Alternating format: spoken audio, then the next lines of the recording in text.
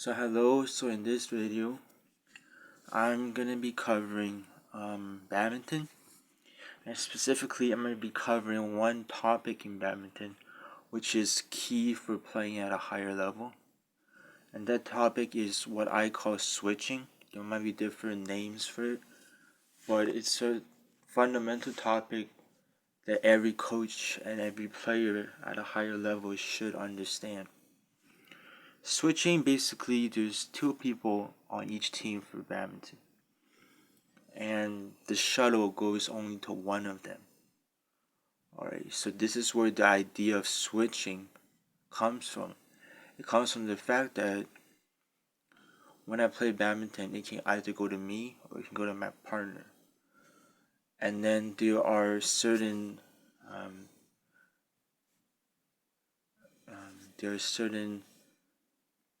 benefits that you make when you create a shot that goes to the other person, or when you make the shot receiving to your partner. So we're talking about two types of shots that are called switching. There's an attacking switch, and then there's a defensive switch. The attacking switch, basically what it means is, if I'm hitting to one person, then I can hit it to the other person. And typically there's a lot of different reasons why you want to do this, and you really have to experiment to understand the different types of switching. But the typical way that you think about attacking switch is, well, that person is defending very well and his position is very good. But I can see that because of the way he's being located, the way that he's been hitting his shots, the other person isn't as good. Or I can have my body structure from where I am is giving me a better hit proposal for the other person, so it's easier for me to score a point on the other player. That's when, as an attacking player, you're the player who hits the shuttle, you can switch to the other player. That's called an attacking switch. There's a defensive switch. A defensive switch is where first it goes to you and then it goes to your partner, versus first it goes to you and then it goes to you again. An attacking switch that isn't a switch is if I attack the person and I attack the same person again. A defensive switch is the shuttle goes to me and then it goes to me again.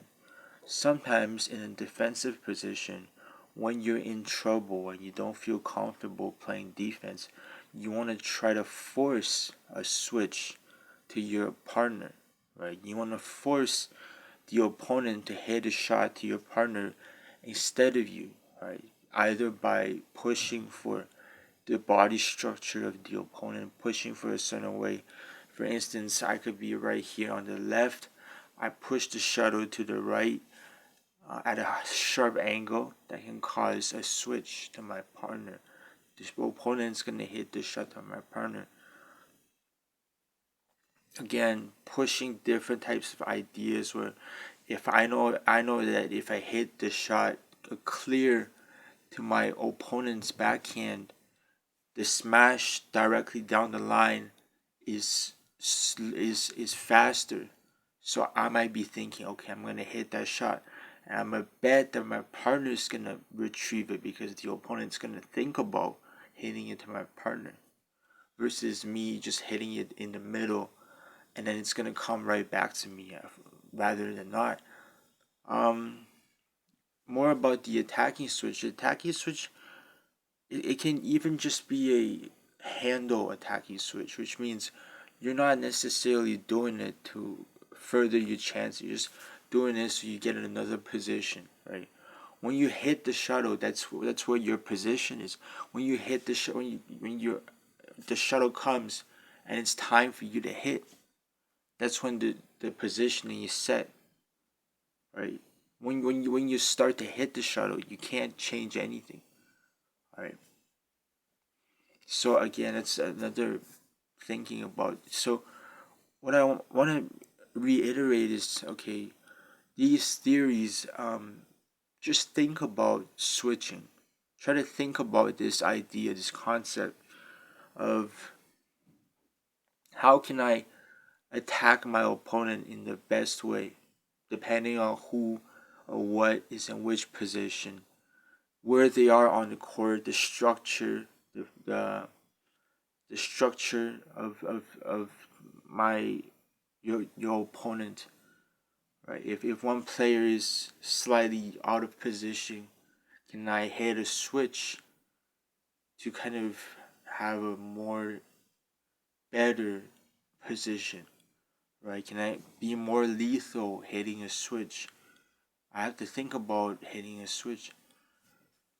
Um, if I'm in a bad position and I just don't want to um, have it hit straight back to me, maybe I'm gonna hit it clear, hoping for a switch for the shuttle to be hit to my partner, where I can just reset myself and my partner hits a shot and then I'm right back in a comfortable position that I'm perfectly certain or that I feel like I can do well hitting the next shot. Right? When you're very pushed, you're pushed a lot and they keep hitting to you, you're in trouble, right? You're out of position. The shuttle is forcing you out of position. And then you just hit a switch, it clears, and then your partner hits a clear and you're back. Right? That's kind of the idea of this aspect of the switching. Another part of it is, if I'm attacking, I just hit the shot to the person that I'm hitting to right now.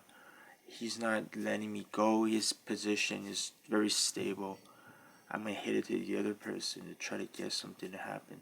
It might not be, an ending shot. It might not end the rally, but maybe it's gonna make our respective structures better, and I'm gonna hit the shot there and have a better way of scoring. I'm gonna have a better chance of scoring a point. So that's it. That's switching. It's not an in-depth, like I cover everything. It's just more of an introduction to switching.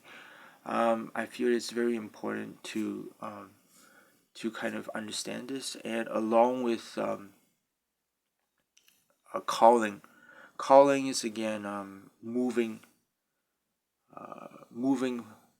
before you hit to tell your partner what you're gonna do. Right? It's planning.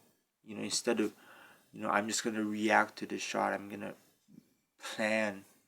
I'm gonna move before the shot is hit to kind of dictate what I'm gonna be doing as a team.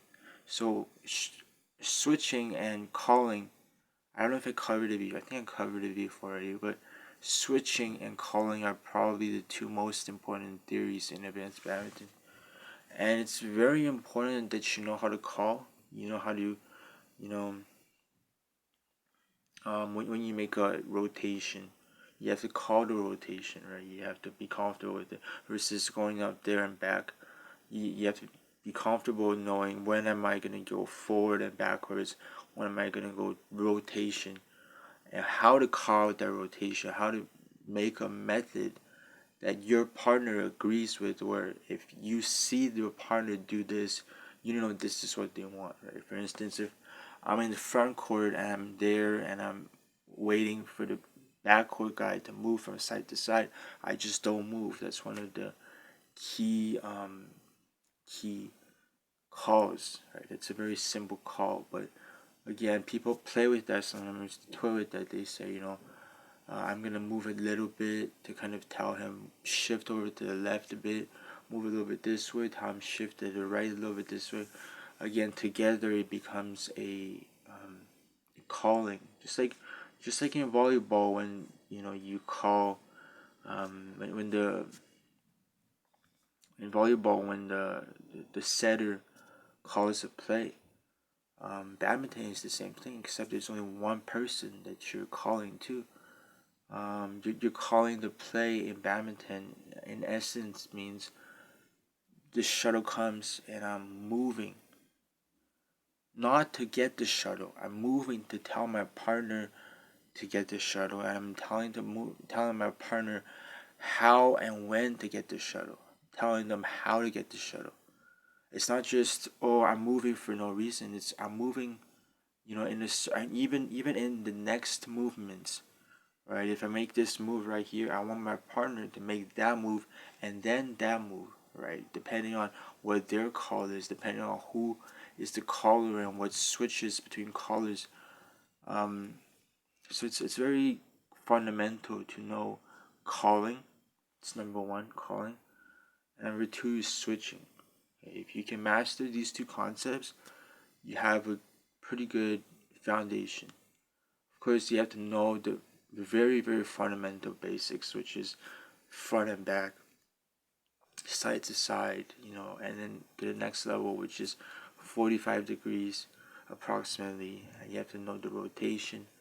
But once you know the front and back, side to side, and the rotation, then it becomes very much who can call better, who can switch better. And then it becomes, just players, skill wise and intelligence wise, who can play better, who trains harder, stuff like that. So those are pretty much the fundamental theories of badminton. And I think if ever I need to cover them again to make them more understandable, I will. But as far as I can tell, and so far, I think this will be enough to explain and understand the basics. You just have to keep those ideas in your head. Think about calling in terms of volleyball. Think about think about shifting. Is that what the word I used? Think about switching. Yeah, think about switching in terms of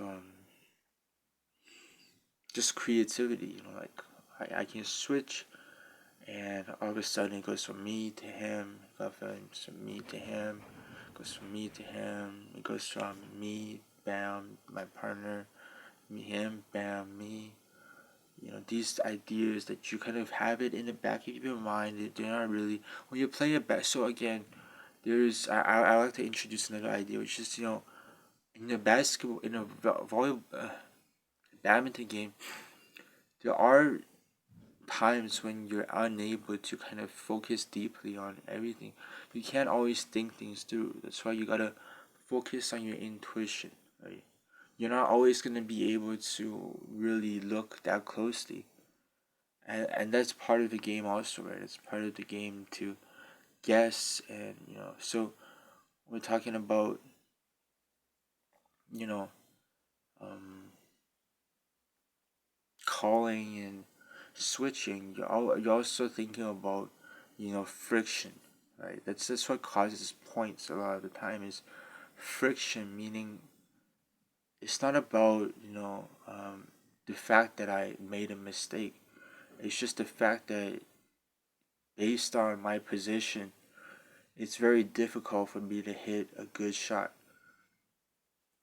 For instance, if I'm from the backcourt and I gotta raise my hands to hit the clear, I can't be looking at their court. I have to look at the shuttle to hit it, right? So I don't know if people play like I do. I don't watch the opponent when I'm hitting. I watch the shuttle. So I have to watch the shuttle, and a lot of times I do know where my opponent is, and that's when I know how to call the switch. But sometimes you don't know it, so you have to go by intuition. You have to go by, oh, I know this, I'm just gonna hit it clear. So stuff like that, it's part of the game and it comes with experience. But definitely, yeah, try to think about these theories that I introduced, which is calling, which I introduced in the second part, and switching, which is very important. And I introduced switching in the first part of this video, and I hope you guys can understand these concepts a bit better and use them in your game. Okay, and think about them when you're playing.